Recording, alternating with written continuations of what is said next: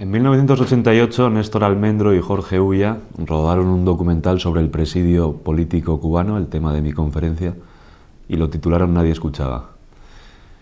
Es cierto, en 1988 nadie escuchaba, y lo triste es que hoy, en 2009, la gente sigue sin escuchar el drama de los presos políticos cubanos. Hay honrosísimas excepciones, como ustedes, los telespectadores de Mi Tierra Televisión, y como agradecimiento les voy a contar, me temo que peor que mejor, una de las más grandes y más desconocidas epopeyas del siglo XX, la de los plantados, los hombres que dentro de la cárcel le hicieron frente al comunismo, salvando así enteros el honor y la dignidad.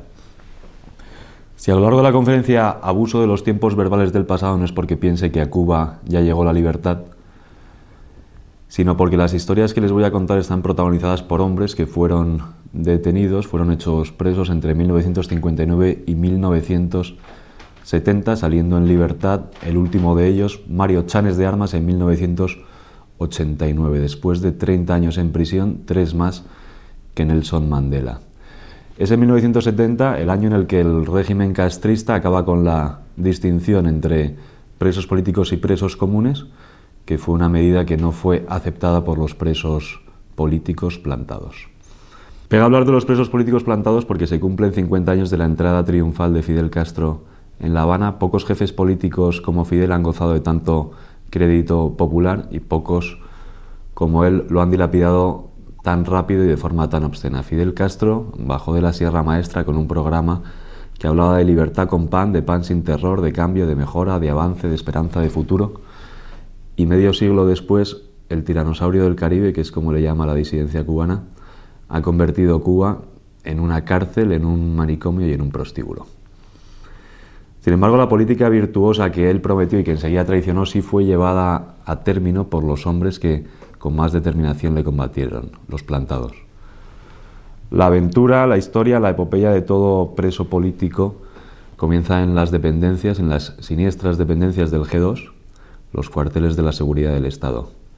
Allí, desnudos, en celdas de 1,5 metros de ancho por 2,5 metros de largo y de alto, podía un hombre permanecer durante meses antes de ser puesto a disposición judicial. Podía permanecer en unas condiciones infrahumanas, en unas celdas herméticamente cerradas con planchas de hierro, siempre en tinieblas o, por el contrario, permanentemente iluminadas por una bombilla. El efecto que se buscaba era el mismo, que el preso perdiera el sentido del tiempo. Durante estos meses, un hombre bien podía ser sometido a medio centenar de interrogatorios, a veces con intervalos de pocos minutos entre uno y otro, a veces con intervalos de días, a veces de semanas. Se dice que los agentes de la seguridad del Estado en Cuba son expertos en tortura psicológica, y esto nadie lo duda.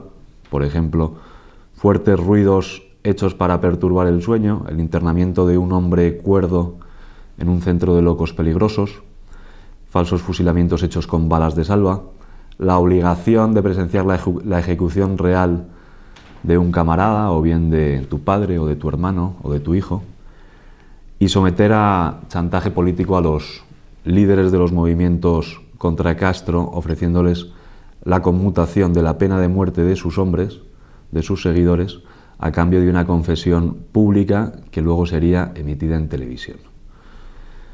Las torturas psicológicas, las torturas mentales no excluían las físicas, las corporales, por ejemplo, ráfagas, tiros pegados a bocajarro en los hombros, ráfagas pegadas al oído, testículos reventados a patadas, hombres a los que no se atendía mientras sus heridas no se cubrieran de gusanos y de moscas, presos a los que se ataba por los tobillos y se les sumergía en aguas semicongeladas hasta casi ser ahogados. Tanto las torturas físicas como las mentales buscaban un triple objetivo, que era doblegar la más férrea voluntad, destrozar la psiquis del individuo y romper los resortes emocionales de control. Este triple objetivo se formalizaba con una declaración firmada del detenido, a la que, por cierto, muchísimos hombres se negaron. La pregunta que se impone es: ¿para qué necesitaban los comunistas una confesión si hay evidencias de que las sentencias que dictaban los tribunales revolucionarios eran la fachada legal de una decisión previamente tomada por los aparatos de seguridad del Estado? Está claro, y esto está perfectamente documentado, que los juicios eran una pantomima, eran una farsa. Era muy raro el abogado defensor que no pedía para su defendido una sentencia justa y revolucionaria. Es cierto que hubo excepciones, aunque no todas honrosas.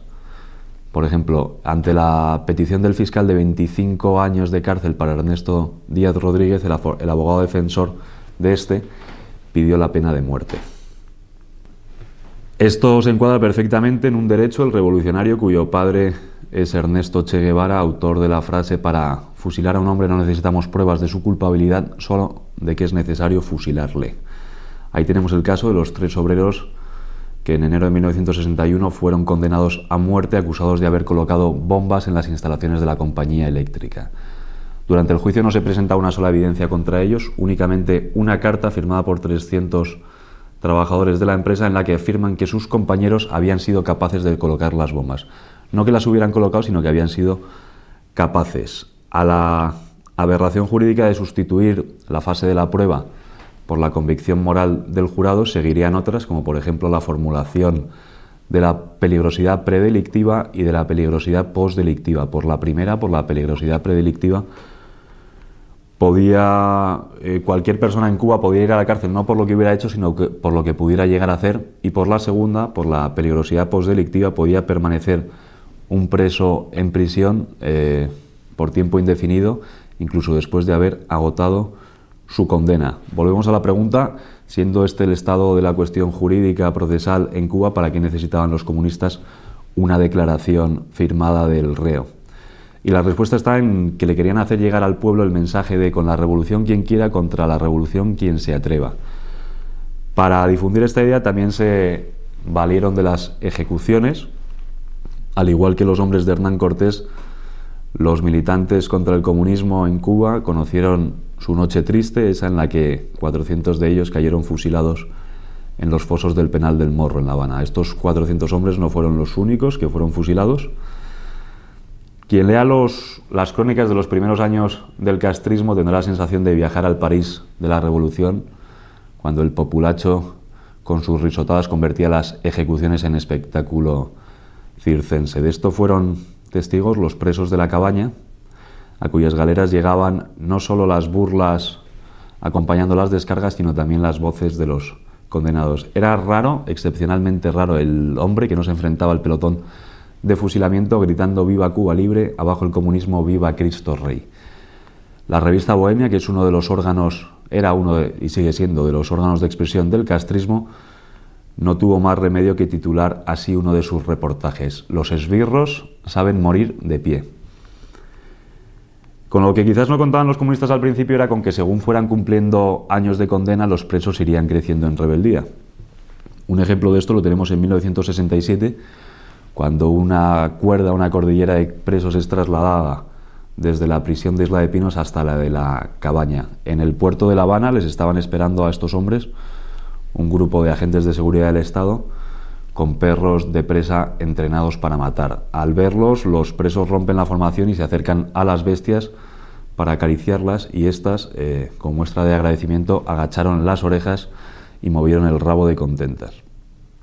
Esto es una prueba de que los presos poco a poco fueron perdiendo el miedo.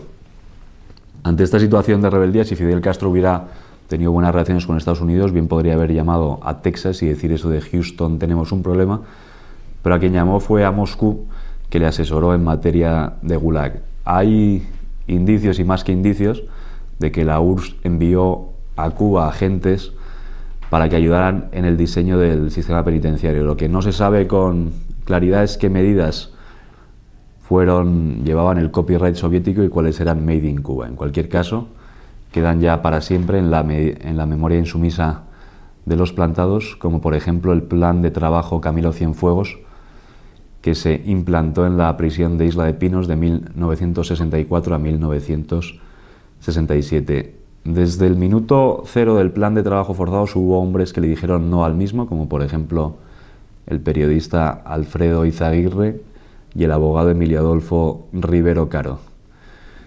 Alfredo Izaguirre y Emilio Adolfo Rivero Caro son los primeros presos que plantan el trabajo forzado, de ahí viene el término plantado, y por eso están considerados como los primeros plantados. El gesto no les salió gratis. Las autoridades confinaron a Izaguirre y a Rivero Caro en sendas celdas de castigo, de las que les sacaban con frecuencia casi diaria y bastante dolorosa, para caerles a golpes y a culatazos y para sumergirles en la Mojonera, que era la laguna a la que iban a parar las aguas sucias del penal de Isla de Pinos. A Izaguirre y Rivero Caro siguen otros héroes, hasta un total de 24, de los que destacaré a dos: Odilo Alonso y Servando Infante. Odilo Alonso es un español que fue preso de Fidel Castro durante 20 años. Tan alto dejó el pabellón que el día que por fin fue puesto en libertad, sus compañeros, además de cantarle el himno cubano, que era tradición cuando un preso salía en libertad, le cantaron el himno español, supongo que con letra de José María Pemán. Odilo vive hoy con su mujer en un modesto piso de Carabanchel, en Madrid, y sus vecinos de escalera probablemente no sepan que es un héroe, porque la humildad es lo que distingue a los héroes, a los valientes, de los duritos de discoteca. El otro preso del que quería hablar es Servando Infante. Servando vive en Miami hoy. Él fue condenado a 12 años de prisión, que cumplió íntegramente, más 7 años de propina, en virtud de la peligrosidad postdelictiva. Son muchos los presos que han escrito sus memorias carcelarias, y Servando sueña con hacer lo mismo algún día. Pero él sobre todo las quiere centrar en las celdas de castigo en las que tantos años pasó. El día que por fin las publique podremos leer sobre las neveras del punto X, en las que la piel del detenido se cubría de escarcha, o la ratonera de La Cabaña, o las tapiadas de Boniato, o el rectángulo de la muerte en Combinado del Este, o las propias celdas de castigo de Isla de Pinos, cuyas paredes Servando Infante pintó de rojo con la sangre de los mosquitos que aplastaba.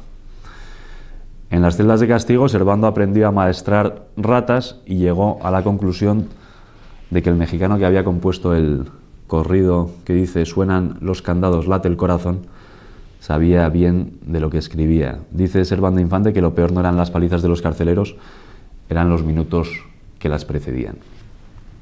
Y mientras estos hombres amanecían en las celdas de castigo de Isla de Pinos, el resto de presos, también plantados, eran llevados en camiones al campo a guatequear hierbajos, o a la cantera a picar mármol en jornadas de entre 12 y 14 horas diarias, y bajo un sol que, cuentan, rajaba las piedras. A las ampollas que le salían en las manos y en los hombros hay que sumar los planazos de los carceleros, hubiera una justificación, si es que alguna vez la hay, para golpear con el dorso de un machete las espaldas de un hombre indefenso. Dicen los que han sufrido los planazos, y los han sufrido casi todos aquellos presos que pasaron por el penal de Isla de Pinos, que la sensación es la de un hierro al rojo vivo abrasándote la carne, y el sonido el de un bate de béisbol golpeando una pelota. Con tal de escapar a los rigores de los trabajos forzados, hubo presos que llegaron a quebrarse huesos, a amputarse dedos, a beberse lejía o a inyectarse petróleo en las piernas. Estos fueron, hay que decirlo, fueron los menos. Los más aprovecharon el plan de trabajo forzados para hacer política, como por ejemplo malgastar el abono, inutilizar o esconder las herramientas, hacer todo lo contrario de lo que mandaban los capataces y otros pequeños sabotajes a la producción. Sabotajes que no buscaban tanto hacer fracasar económicamente el plan Camilo Cienfuegos como mantener vivo el espíritu de resistencia y confrontación. Fue una constante vital de los plantados mantenerse activos políticamente. Es por esto que el tiempo en la cárcel ellos lo consideraron un tiempo de servicio a la patria, de ahí que se celebraran siempre clandestinamente cursos, conferencias, seminarios, incluso asambleas en las que las decisiones que afectaban al colectivo de presos eran tomadas por votación. El 1 de enero de 1959, en Camagüey, Fidel Castro habla del derecho a elegir libremente de los cubanos. Fue una de sus tantísimas promesas defraudadas. Años después, en el Chile de Salvador Allende, Fidel pronunciaría su tristemente célebre discurso «¿Elecciones para qué?». Pues bien, en las cárceles de Castro se celebraron elecciones, siempre clandestinamente. Toda circular, todo barracón, todo módulo contó siempre con un mayor, con un jefe, elegido por sus compañeros. Entre las competencias de los jefes estaban hacer de interlocutores ante las autoridades y cuidar por la salud moral de la comunidad. Eran sobre todo tres las conductas prohibidas por los plantados: el robo, la delación y la sodomía. Quienquiera que fuera sorprendido en alguna de estas actitudes era expulsado para siempre del grupo, y las autoridades, si no querían enfrentarse con un motín, tenían que sacar al señalado de allí. Volviendo al plan de trabajo forzados Camilo Cienfuegos, había una solución intermedia entre las celdas de castigo y la automutilación, que fue el plan de rehabilitación. El plan de rehabilitación consistía en que las autoridades le ofrecían al preso libertad a cambio de trabajo y adoctrinamiento político. Fueron muy pocos los plantados que se acogieron a este plan. Lo que pasa es que en 1970 el régimen sustituye el plan de rehabilitación por el plan progresivo, que consistía en ofrecerle al preso libertad a cambio de trabajo, pero no de adoctrinamiento político. Muchos hombres que habían dicho que no al primero de los planes, por considerar humillante recibir adoctrinamiento, no consideraron tan humillante este segundo plan y se acogieron al mismo. Entre ellos, casi todos los dirigentes de los movimientos políticos de oposición a Castro, arrastrando con su decisión a los cuadros y a las bases, nutridos en su mayor parte por estudiantes universitarios y profesionales cualificados. Nos encontramos entonces con una paradoja política, que es que Fidel Castro dijo hacer la revolución para el bien de los obreros y los campesinos, y resulta que sus más firmes defensores, los plantados, eran en su vasta mayoría, y a partir de la década de los 70, obreros y campesinos a los que la imposición de un Estado totalitario y caprichoso había llevado a echarse al monte y a tomar las armas. No estamos hablando de, aunque fueran obreros y campesinos, por supuesto no hablamos de zoquetes, sino de hombres de empuje, con una sanísima intuición política y una tremenda inteligencia natural. Inteligencia que muchos de ellos pudieron cultivar en la cárcel en la década de los 60, en lo que algunos llaman la época dorada del presidio político cubano, antes de que el plan progresivo vaciara las prisiones de universitarios y profesionales. En la cárcel, todo aquel que dominaba intelectualmente una materia ponía su conocimiento a disposición de los demás. De ahí que se organizaran siempre de espaldas a los carceleros facultades de geografía e historia, de filosofía y letra, de derecho, de economía, de matemáticas, de idiomas, de lo que fuera. Facultades que, hay que decirlo, a veces cabían en el espacio de una celda. Estos cursos se dieron siempre, incluso cuando los presos eran despojados de sus pertenencias, y los y los profesores tenían que dar las clases, los cursos, las lecciones, o bien de memoria o bien siguiendo un guión escrito en un rollo de papel higiénico. Para los presos que no tenían preparación académica, se organizaron escuelas de alfabetización, y hay que decir que fueron muchos los presos que aprendieron a leer y a escribir en la cárcel. Había en Cuba, entre los presos políticos, a lo largo de su historia, un tradicional privilegio político, que era que podían disponer de cuantos libros quisieran. Pues bien, este privilegio termina con él uno de los hombres que más lo disfrutó cuando fue preso de Fulgencio Batista, Fidel Castro. Bajo el castrismo, los plantados únicamente podían leer aquellos libros que llevaran el sello de la muy comunista Imprenta Nacional de Cuba, pero es cierto que los familiares, arriesgando mucho, aprovechaban las visitas para pasarles otros libros, bien camuflados bajo cubiertas de la Imprenta Nacional, bien de otra forma. Hubo una novela que nunca tuvo problemas ni con la censura ni con las requisas, que fue Rojo y Negro de Stendhal, porque los carceleros, al ver los colores de la portada, pensaban que cantaba las glorias de la revolución castrista y la dejaban pasar. En todas las cárceles funcionaron siempre bibliotecas clandestinas con su propio sistema de préstamo. No todo el tiempo lo dedicaban los presos al estudio y la lectura, sino que también había tiempo para el ejercicio físico, para la creatividad y para el entretenimiento. Por ejemplo, dos latas rellenas de cemento unidas con una barra de hierro arrancada de una cama servían como pesas para ensanchar los músculos. O aquellos presos que tuvieran vocación literaria o artística se reunían en círculos en los que se leían sus cuentos y sus poemas y sus ensayos, o participaban en certámenes con cuadros pintados con pinceles hechos de cabello humano y colores obtenidos de las medicinas del botiquín, de los pozos del café y del hollín de las cacerolas. Muchas noches se organizaban en las celdas cineforums, que consistían en que un preso que hubiera visto una película se la contaba a otros que no la hubieran visto.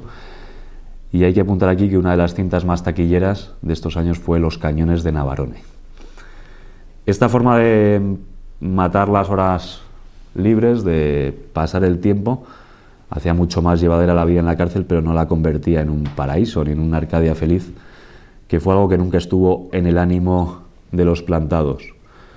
A pesar de que no tenían acceso a la prensa, los plantados eran probablemente de los hombres mejor informados de Cuba, hasta el punto de que en la prisión de Isla de Pinos se enteraron ellos antes del asesinato de Kennedy que los propios carceleros. En la solución a este enigma nos encontramos de nuevo a los familiares que tanto arriesgaron en las visitas, pasando clandestinamente pequeños aparatos de radio. Alrededor de cada aparato de radio se articulaba un equipo de redactores que tomaba las noticias de la Voz de Miami o de la Cubanísima de Miami, que son dos emisoras de radio, y luego con las noticias que habían tomado elaboraban boletines de varias páginas que distribuían entre los demás presos. A este equipo de redacción se le conocía con el nombre del Pony Express. Podía suceder, y de hecho sucedió, que una cárcel dividida en varias áreas, en varios módulos, hubiera solamente un aparato de radio. La pregunta es cómo llegaba la información al resto de galeras, circulares o módulos. Y esto dependía de si las distancias eran cortas o eran largas. Si las distancias eran largas, la información llegaba mediante el código Morse. Los presos tenían unas grandes raquetas que forraban de blanco y con eso hablaban en el código Morse. Y si las distancias eran cortas, mediante señas con las manos en un sistema en el que cada signo se correspondía con una letra del alfabeto. Con este sistema, los presos plantados, los presos políticos, aprovechaban también para intercambiar información con los presos comunes. Si bien hay que decir que la comunicación era fluida, pues aunque los comunes hablaban este mismo lenguaje, lo hablaban con faltas de ortografía. A pesar de la poca fluidez en la comunicación, los plantados nunca renunciaron a influir políticamente en los presos comunes. Esto nos lleva otra vez a la idea que exponíamos antes, de que mantenerse activos políticamente fue siempre una constante vital de los plantados, y hay que decir que aprovechaban cualquier cosa a su alcance para hacer política. Por ejemplo, golpeaban las paredes metálicas, las puertas metálicas de las celdas, exigiendo mejores condiciones de vida, o enviaban denuncias al extranjero sobre los malos tratos que recibían en la cárcel. Un ejemplo de denuncia y reclamación lo encontramos en 1967, año en que el Ministerio de Interior decide que los presos políticos y los presos comunes a partir de ese momento vestirían el mismo uniforme.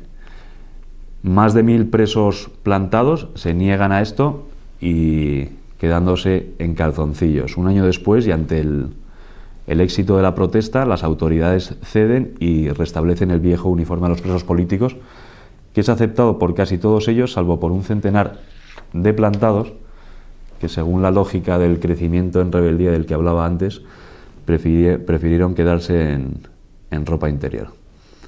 Estamos hablando de hombres que pasan entre 15 y 20 años de su vida en calzoncillos. Otra herramienta de lucha eran las huelgas de hambre, que podían ser individuales o colectivas, como esa en la que participaron casi 1000 hombres y que duró 35 días. Hubo presos que estuvieron meses sin ingerir voluntariamente alimento alguno, teniendo las autoridades que alimentarles violentamente a la fuerza mediante sueros y sondas. Unas huelgas se ganaban, otras se perdían. Hay que decir que en ocasiones, para que los presos depusieran su actitud, las autoridades les negaban el agua. Cuentan que era tanta la desesperación de la sed que los plantados llegaban a beberse el agua de los retretes y cuando incluso hasta esta les cortaban, apoyaban los labios en el suelo frío en busca de un poco de humedad que llevarse a la boca. Hubo huelguistas que llevaron su decisión fatal hasta la muerte, como Pedro Luis Boitel o como Roberto López Chávez. Pero para saber lo que era el hambre no hacía falta ir a la huelga, ya que el insuficiente suministro de alimentos fue una de las torturas favoritas empleadas por los comunistas contra los plantados, hasta el punto de que más de uno murió de avitaminosis o por otras insuficiencias orgánicas productos de la subalimentación. Cuentan que hubo épocas en que el hambre era tan atroz que los plantados acuñaron una consigna mitad humorística, mitad alimenticia, que era: todo lo que vuele, corre o se arrastre, se come.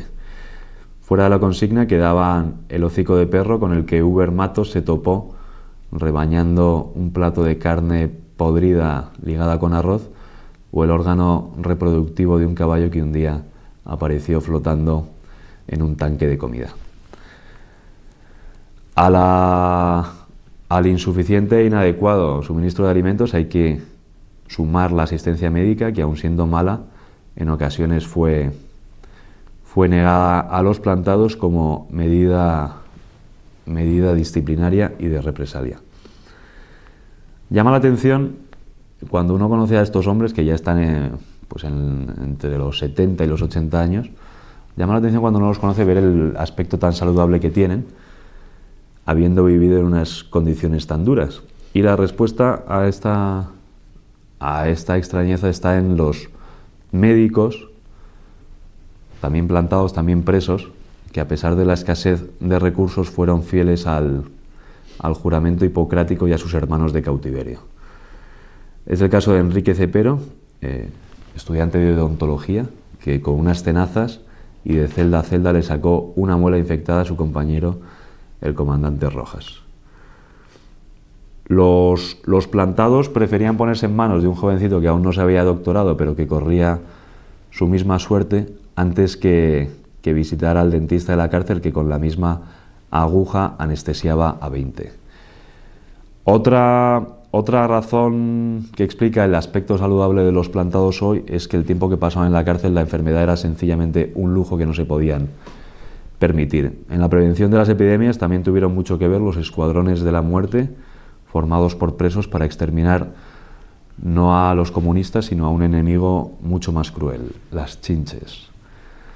Trabajos forzados, mala alimentación, pésima asistencia médica eran algunas de las medidas de presión que empleaban los carceleros contra los plantados, pero no fueron las únicas. Por ejemplo, tenemos las requisas, cuyo objeto no solo era retirar de la circulación aquellos objetos que estuvieran prohibidos en la cárcel o evitar posibles fugas, sino que buscaban sobre todo molestar y humillar al recluso, bien requisándole algún objeto debidamente autorizado, bien haciendo pedazos aquellas pequeñas cosas que hacían más fácil la vida en la cárcel, como por ejemplo una carta, o bien rajando con una bayoneta la foto de la madre o de la mujer o de la novia. Hubo requisas que se marcaron por su violencia, como es el caso de la Pacífica en la prisión de Isla de Pinos o Septiembre Negro en Guanajay. Otra medida de presión era el hacinamiento o los traslados, que buscaban desestabilizar la naturaleza sedentaria del hombre, evitándole que creara vínculos, que echase raíces. A los traslados los comunistas aplicaban un concepto que era el de la clasificación departamental, que consistía en que si 100 hombres eran trasladados de una prisión a otra, ya se encargarían los comunistas de que 90 de estos hombres fueran, por ejemplo, universitarios y los otros 10 fueran campesinos, o al revés, 90 fueran campesinos y los otros 10 universitarios. Con esto lo que buscaban era sembrar la duda entre los 90 y que se preguntaran si los 10 restantes no serían espías. Era una forma de sembrar cizaña, y hay que decir que los comunistas a veces encontraron el terreno abonado. Sobre todo en los primeros tiempos de la revolución, cuando muchos hombres que habían combatido al lado de Fidel Castro fueron enseguida traicionados por él y fueron enviados a la cárcel, en cuyas celdas les estaban esperando los hombres a los que con tanto ardor y determinación habían combatido, que eran los militares de Fulgencio Batista. Es cierto que hubo episodios de violencia, pero también hubo episodios de superación de viejas diferencias para enfrentar al enemigo común, que a partir de ese momento fue ya el comunismo. Es el caso, por ejemplo, del coronel Batistiano Mirabal y del comandante revolucionario Humberto Sorí Marín. Mirabal se había caracterizado durante el periodo de Batista por perseguir implacablemente a los barbudos de Fidel Castro, hasta el punto de que cuando estos llegan al poder lo primero que hacen es condenarle a muerte. El hombre que le condena a muerte es el comandante Humberto Sorí Marín, que pasado el tiempo terminaría cayendo en desgracia e iría a parar a la misma galera en la que se encontraba el comandante Mirabal, al que por cierto había mandado fusilar a un hermano. Según testigos del encuentro entre Mirabal y Humberto Sorí Marín, los presos pensaban que se iba a montar allí una gorda, y lo que le dice Mirabal a Sorí Marín es lo siguiente. Cuando se encuentran frente a frente le dice: ven conmigo que te vamos a buscar una cama, y mientras no la encontramos vas a dormir en la mía, que yo lo haré en el suelo, porque de rejas para afuera eres mi enemigo, mataste a mi hermano y si te cojo en la calle te mato, pero aquí dentro mi hermano eres tú. Y así fueron hermanos, o se portaron como hermanos, Mirabal y Sorí Marín, hasta que a este último le fusilaron. Otro episodio de superación, de arrinconamiento de viejas diferencias, lo encontramos una Navidad en la prisión de Guanajay.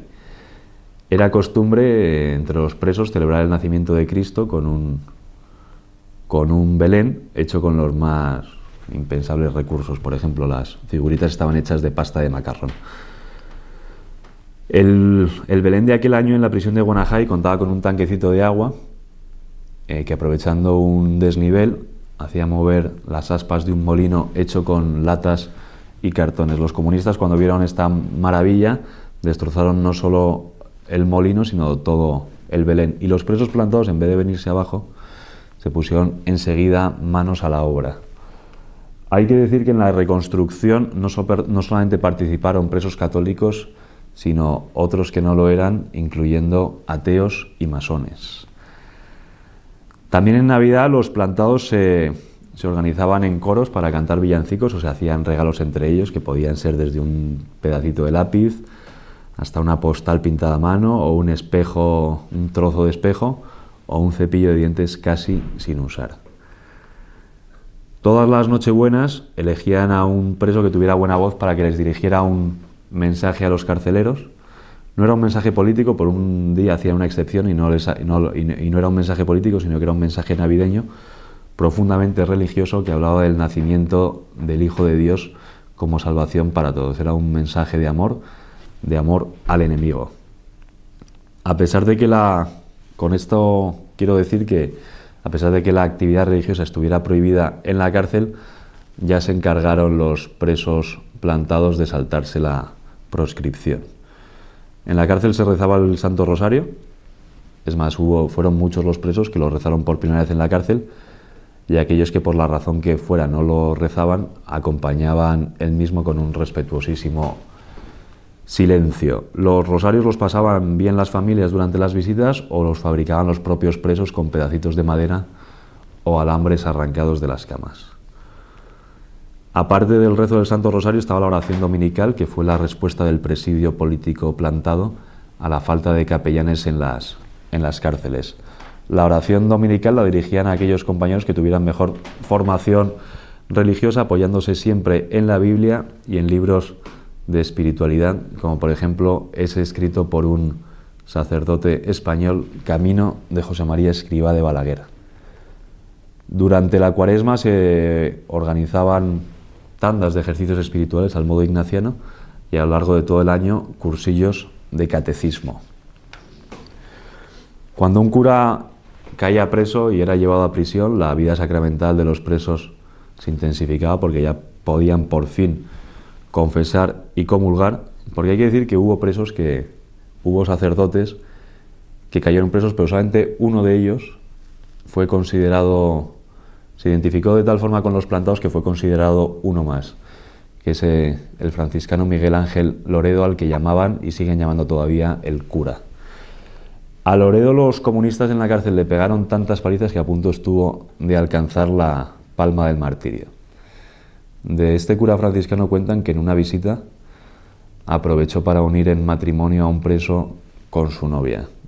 Con esto que sirva esta pincelada para que se hagan ustedes una idea de la intensísima labor pastoral que llevó a cabo Loredo en la cárcel, labor pastoral que daría para otra conferencia, lo mismo que la historia de cualquier otro preso político plantado. Llegados aquí, alguno quizás ha podido pensar que estas historias no tienen nada de extraordinario, que el presidio político es el mismo en todo el mundo, y esto no es así. Y la prueba, o quizás una de las pruebas, es esta carta que escribió un preso político en tiempos de Fulgencio Batista. Dice así: después de todo, para mí la cárcel es un buen descanso que solo tiene de malo el que es obligatorio. Leo mucho y estudio mucho. Parece increíble. Las horas pasan como si fuesen minutos y yo, que soy de temperamento intranquilo, me paso el día leyendo, apenas sin moverme para nada. Como soy cocinero, de vez en cuando me entretengo preparando algún pisto. Hace poco me mandó mi hermano desde Oriente un pequeño jamón y preparé un bistec con jalea de guayaba. También preparo espaguetis de vez en cuando, de distintas formas, todas inventadas por mí, o bien tortilla de queso. ¡Ah, qué bien me quedan! Por supuesto que el repertorio no se queda ahí. Cuelo también café que me queda muy sabroso. En cuanto a fumar, en estos días pasados he estado rico. Una caja de tabacos H. Upmann del doctor Miró Cardona, 2 cajas muy buenas de mi hermano Ramón. Ahora me voy a cenar. Espagueti con calamares, bombones italianos de postre, café acabadito de colar y después un H. Upmann número 4. ¿No me envidiáis? Me cuidan un poquito entre todos. Cuando cojo sol por la mañana en shorts y siento el aire del mar, me parece que estoy en una playa. Me van a hacer creer que estoy de vacaciones. ¿Qué diría Carlos Marx de semejantes revolucionarios? La limpieza corresponde al personal de la prisión. Dormimos con la luz apagada, no tenemos recuento ni formaciones en todo el día, nos levantamos a cualquier hora, agua abundante, luz eléctrica, comida, ropa limpia y todo gratis. Visitas 2 veces al mes. No sé, sin embargo, cuánto tiempo más estaremos en este paraíso. Decía antes que esta carta la escribió un preso político de tiempos de Fulgencio Batista, pero no dije el nombre de este preso, que es Fidel Castro Ruz. Dice Amnistía Internacional que el presidio político cubano es uno de los más largos en términos de presos políticos cumpliendo largas condenas. Con esto quiero ahondar en la idea de que la aventura de los plantados no se agota en una conferencia, y por eso también quiero recomendar que quien quiera saber más viaje hasta Miami y pase una noche por delante del Café Versalles. Allí se va a encontrar con un grupo de hombres ya mayores, con unas velas encendidas y rezando. Son los plantados que mantienen así viva la memoria de los hermanos que cayeron. Y quien les pida que les cuente su epopeya verá que lo van a hacer con una ausencia absoluta de odio y con la alegría del que cuenta historietas de la mili, y cualquiera va a llegar a la conclusión de que el comunismo sí que dio una cosa buena al mundo, que son precisamente los hombres que lo combatieron.